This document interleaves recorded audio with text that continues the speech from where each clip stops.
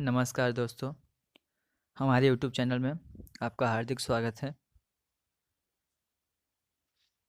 आज हम बात करेंगे अपने कॉन्स्टिट्यूशन ऑफ इंडिया, भारतीय संविधान के बारे में।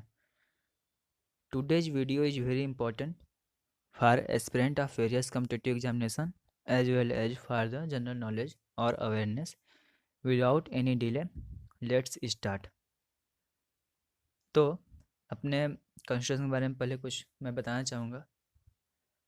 हमारा जो कॉन्स्टिट्यूशन है ये बहुत ही लंबा कॉन्स्टिट्यूशन है। इसका वजन 3.75 किलो मतलब 3.25 किलो का है ये। और इसको 26 जनवरी 1950 को एडॉप्ट किया गया था, लागू किया गया था।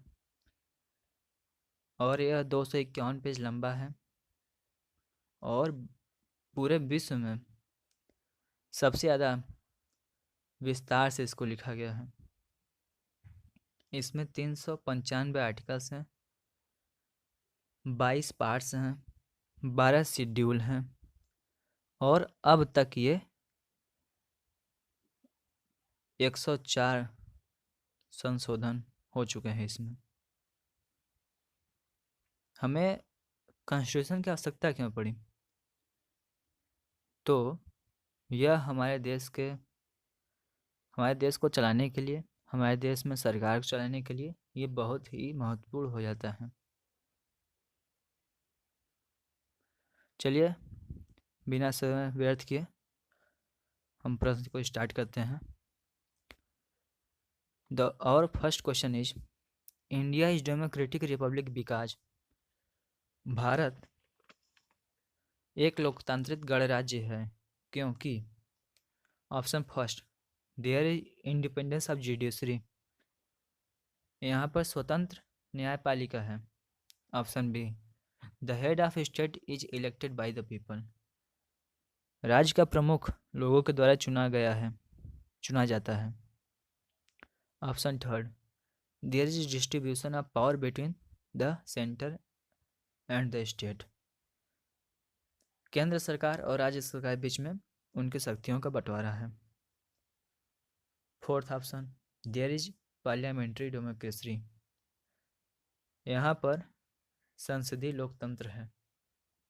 The correct answer is option two, the head of state is elected by the people, राज्य का प्रमुख लोगों के द्वारा चुना जाता है। हमारा अगला प्रश्न है, the constituent assembly which form the constitution for independent India was set up in, constituent assembly संविधान सभा का गठन कब हुआ था? तो संविधान सभा जिसने कि हमारे देश के संविधान को लिखा था। The option is option first 1945, option second 1946, option third 1947, option fourth 1949। The correct answer is option second 1946। हमारा देश 1947 में आज़ाद हुआ था, लेकिन हमारे देश की संविधान को बनाने वाली सभा कॉन्स्टिट्यूएंट असेंबली का गठन 9 दिसंबर 1946 को हुआ था।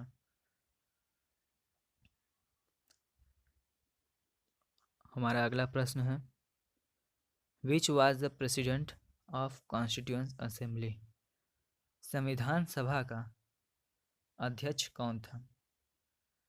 Option A, Pandit Jawaharlal Nehru, option B, doctor Rajendra Prasad, option C, doctor B R Ambedkar, option D, C Raja Gopalachari. The correct option is option B, option second, doctor Rajendra Prasad. Doctor Rajendra Prasad संविधान सभा के अध्यक्ष थे। Option question third, the president of Indian union has the same constitutional authority as the, भारतीय संघ के राष्ट्राध्यक्ष के पास अधिकार हैं। किस तरह के अधिकार हैं, किसके तरह के? तो ऑप्शंस हैं हमारे पास। ऑप्शन फर्स्ट, ब्रिटिश मोनार्क, जो ब्रिटिश राजशाही के राजा हैं उनकी तरह। Option second, president of USA, United state of America के राष्ट्राध्यक्ष के बराबर। इजिप्ट के राष्ट्राध्यक्ष के बराबर। रसिया के राष्ट्राध्यक्ष के समान। तो जो सही उत्तर है option first, British monarch, Britain के राजा के समान भारतीय संघ के राष्ट्राध्यक्ष का अधिकार है। Next question is, which one of the following aimed at providing a federal structure of India? हमारे देश भारत में संघीय व्यवस्था, संघीय ढांचा को बनाने का जो लक्ष्य था वो मतलब किस प्रकार से, माने किस नियम के अनुसार, किसके तरह उसको स्टार्ट किया गया था? हमारे देश में कॉन्स्टिट्यूएंट असेंबली जो बनी उसने भारत को संघीय ढांचा बनाया एक। तो ऑप्शंस हैं, Indian council act 1909, Montagu Chelmsford reform 1919, third charter act 1831, fourth government of India act 1935। तो correct answer is government of India act 1935। Government of India act 1935 ब्रिटिशरों ने लाया था, और जब हमारे देश के संविधान बन रहा था उस समय तक, जब तक ये लागू नहीं हुआ, 26 जनवरी 1950 के पहले तक हमारे देश में जो शासन चला वो गवर्नमेंट ऑफ इंडिया एक्ट 1935 के हिसाब से चल रहा था। और next question is, India opted for federal form of government because of. India ने, भारत ने फेडरल फॉर्म ऑफ गवर्नमेंट बनाया क्यों? Option first, vast territory, option second, cultural integration, option third, administrative convenience, option fourth, linguistic and regional diversity. बहुत ज़्यादा क्षेत्र होने के कारण हमारी जो सभ्यताएं हैं, विभिन्न सभ्यताएं, उनके कारण मतलब शासन व्यवस्था अच्छी तरह से चलाने के लिए, या फिर भाषाई और क्षेत्रीय विविधता कारण। The correct answer is option fourth, linguistic and regional diversity. भाषाई और क्षेत्रीय विविधता कारण India opted for federal form of government. और next question is, in India the concept of single citizenship is adopted from. हमारे देश में एक राष्ट्र एक नागरिकता का नियम लागू है। ये नियम कहाँ से लिया गया था? हमारे देश में रहने वाले प्रत्येक व्यक्ति के पास केवल और केवल एक देश का ही नागरिकता हो सकता है, या फिर वो भारत का हो, वो भारत का ही हो सकता है, किसी अन्य का नहीं हो सकता। यदि किसी अन्य देश का वो नागरिकता लेना चाहे तो उन्हें भारत का नागरिकता छोड़ना पड़ेगा। तो ये लिया कहाँ से गया था? Option first England, option second USA, option third Canada, option fourth France. The correct answer is option first England. ये इंग्लैंड से लिया गया था। और next question is, who was the elected provisional president of constituent assembly on December 9, 1946। संविधान सभा का अध्यक्ष किसको बनाया गया 9 दिसंबर 1946 को? हमारे देश में सबसे पहले संविधान बनाने के लिए संविधान सभा गठन किया गया और उसकी पहली मीटिंग 9 दिसंबर 1946 को हुआ था। तो उसके अध्यक्ष कौन थे? First Pandit Jawaharlal Nehru, doctor Rajendra Prasad option third, doctor B R Ambedkar option fourth, doctor Sachchidanand Sinha. तो जो करेक्ट आंसर है वो है option fourth, doctor Sachchidanand Sinha, जो कि ओल्डेस्ट मैन थे, उसमें सबसे बुजुर्ग आदमी थे। उनको अध्यक्ष चुन लिया गया जब तक कि हमारे पहले राष्ट्राध्यक्ष डॉक्टर राजेंद्र प्रसाद बने। डॉक्टर राजेंद्र प्रसाद हमारे देश में सबसे लंबे समय तक रहने वाले राष्ट्रपति भी हैं। और next question is which of the following is not a basic feature of Indian constitution.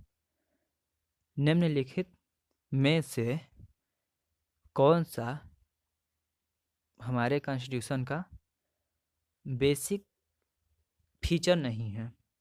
Option first presidential government, option second parliamentary government, option third federal government, option fourth independence of judiciary. तो the correct answer is option first presidential government. ये हमारे यहाँ का basic feature नहीं है।